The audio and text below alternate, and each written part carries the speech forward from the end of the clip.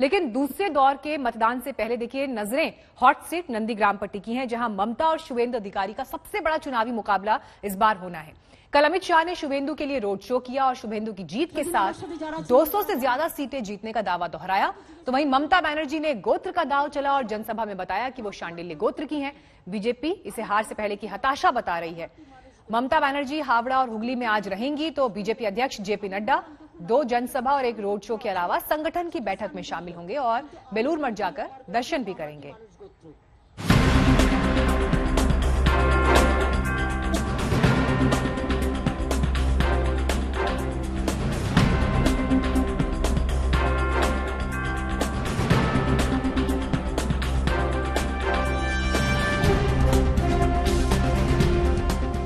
আজকেও তিনি যখন আমায় জিজ্ঞেস করলেন, আমি বললাম দেখুন আমার তো একটা পার্সোনাল গোত্র আছে, সেটা সান্ডিল্য।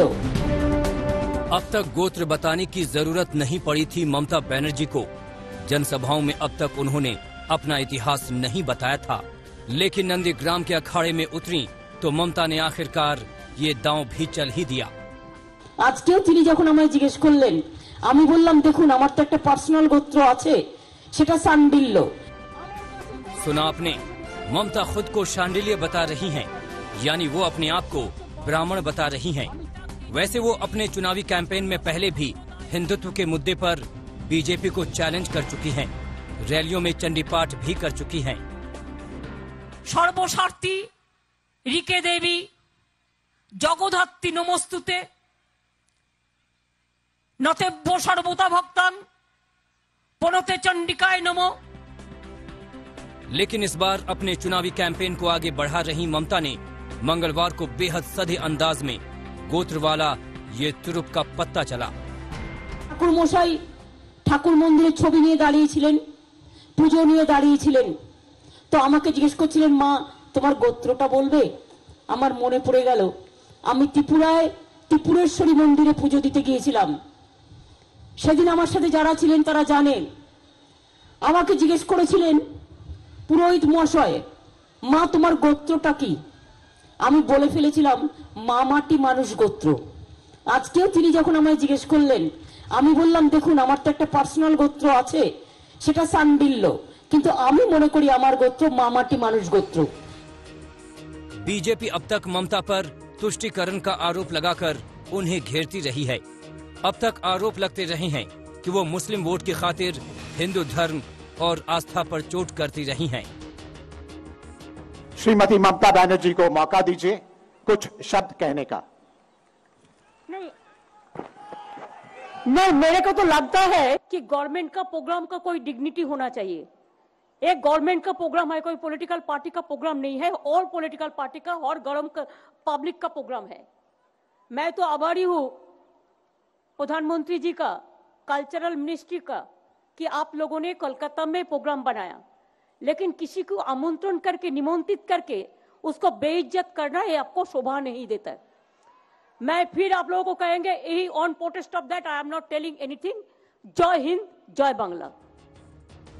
बीजेपी कहती रही है कि ममता को जय श्री राम से नफरत है।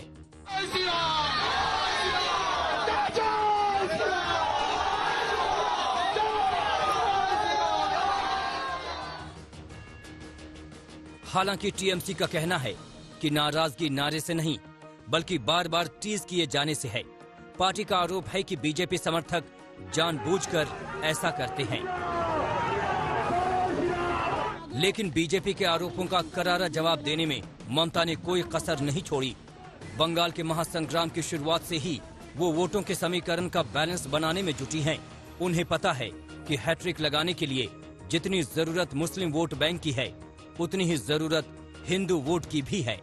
खासकर मुस्लिम वोट बैंक में ओवैसी और आईएसएफ के अब्बास सिद्दीकी के चुनाव मैदान में आने के बाद से हिंदू वोट बैंक ही सत्ता का सफर सुरक्षित बनाएगा।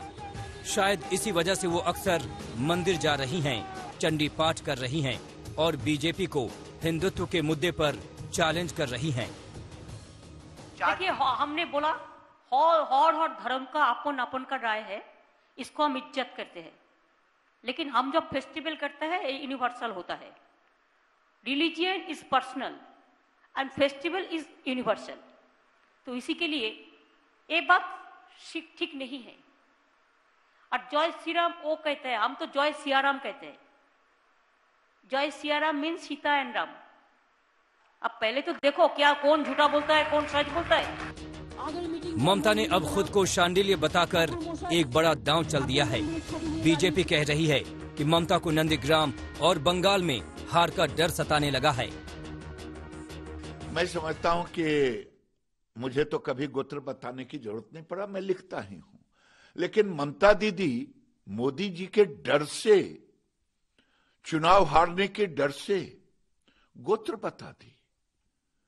अब तो मुझे लगता है कि ममता दीदी अब आपको मुझे बता दें कि कहीं रोहिंग्या और घुसपैठियों का गोत्र भी तो शांडिल नहीं है। ममता दीदी डर गई। गोत्र बताकर ममता ने बीजेपी को फिर से हमले का मौका दे दिया है। लेकिन सीएम का ये दांव कितना कारगर होगा, ये तो 2 मई को ही साफ हो पाएगा। कोलकाता से अनुपम मिश्रा के साथ आज तक ब्यूरो।